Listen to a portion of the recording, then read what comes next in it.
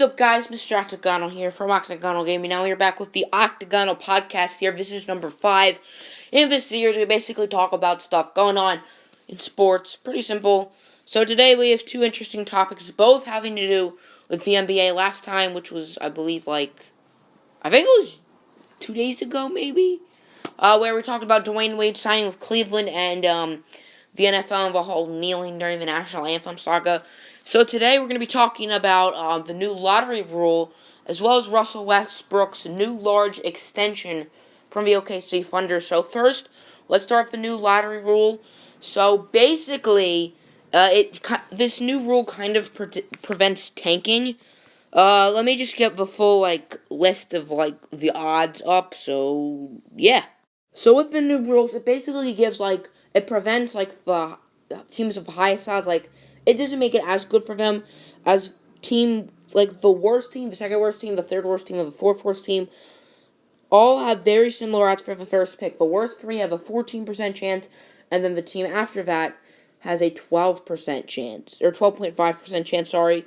And getting a top 3 pick is less likely. Like the number 1 pick, the worst they could get is 4, and that's still unlikely, and now they only have a 40% chance of getting a top 3 pick, whereas in the old rules, they had a 64% chance, which I thought it'd be a little higher than 64, to be honest. And then top 5, the worst team still isn't a 100% chance. However, it's still not as good for them, and it has expected picks as it goes from 2.6 to 3.7. Now that's pretty dramatic. The worst team is projected almost the 4th pick in the NBA draft. That's a game changer. That's a real game changer.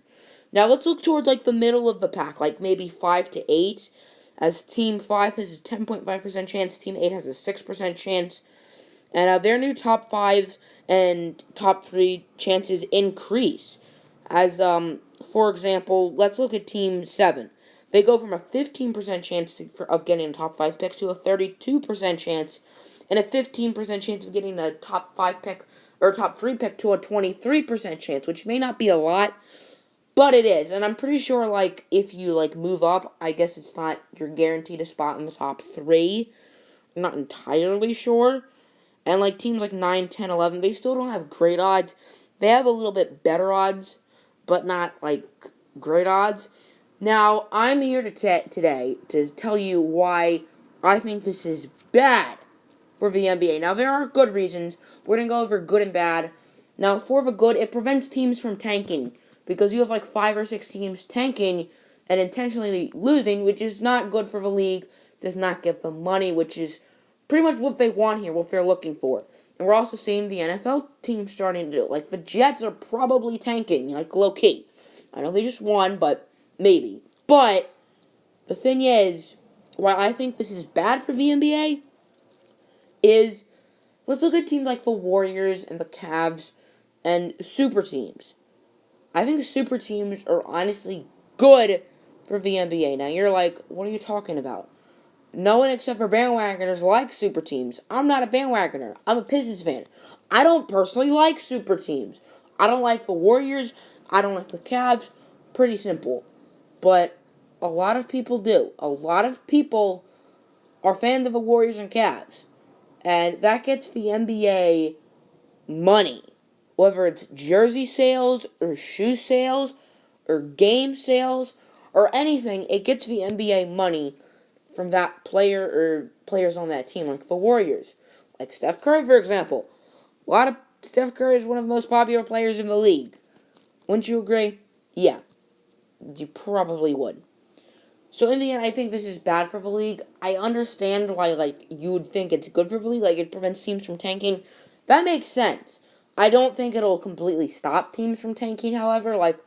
Teams are still going to tank. It's not as likely they get as high of a pick, but they're still going to get a good pick.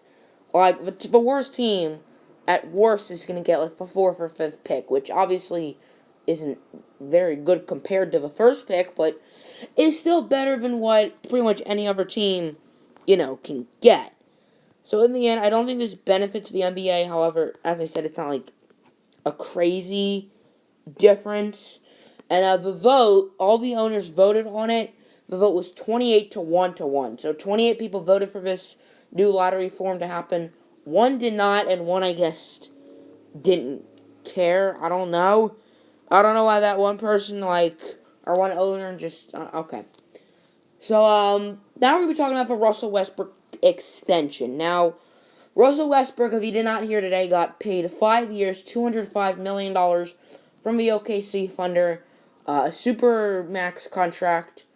I know Steph Curry's gotten one, James Harden, Blake Griffin, John Wall. Maybe there's been other people, but Russell Westbrook is next on that list. Now, let's give out some fun facts. What's today, the 29th? Yeah.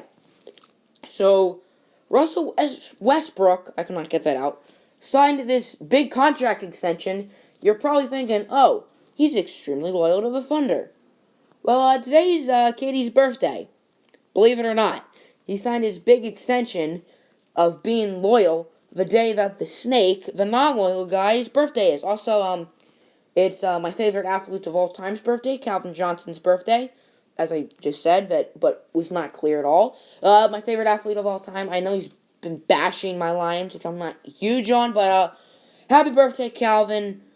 And don't say bad things about us, because we've treated you pretty well over the past 10 years. We've given you that big contract after your rookie deal. We paid you a lot of money, and you should be grateful. I know we weren't a great team, but that's not the players' fault. Maybe the GMs could have made better decisions, but it's not their fault. They're trying to do what they can.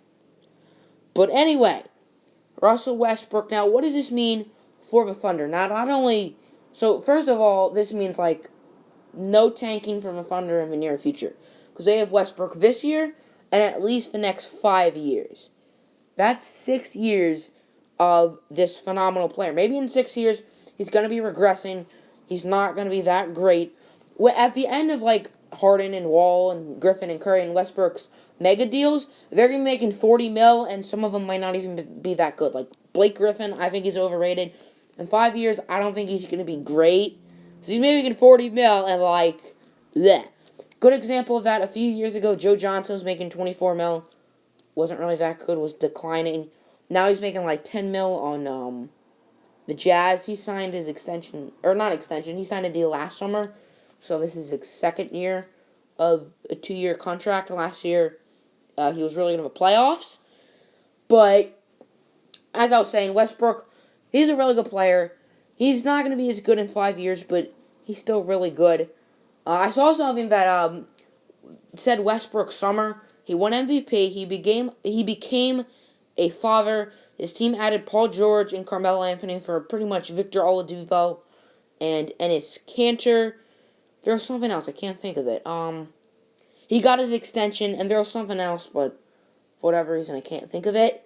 But, yeah, Russell Westbrook's going to be really good. Now, what does this mean for, Paul George?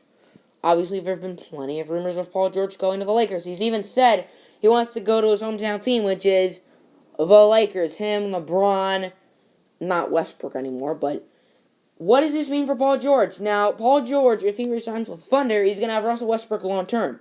Same with Melo. Melo's a free agent, too. So, this could impact Paul George and Carmelo Anthony re-signing with the Thunder. That's the end of the video. Tell me what you think of the new lottery rule, as well as Russell Westbrook. Russell Westbrook. I could not get that out. Extension in the comments below. That's it for me. I'm out. Peace.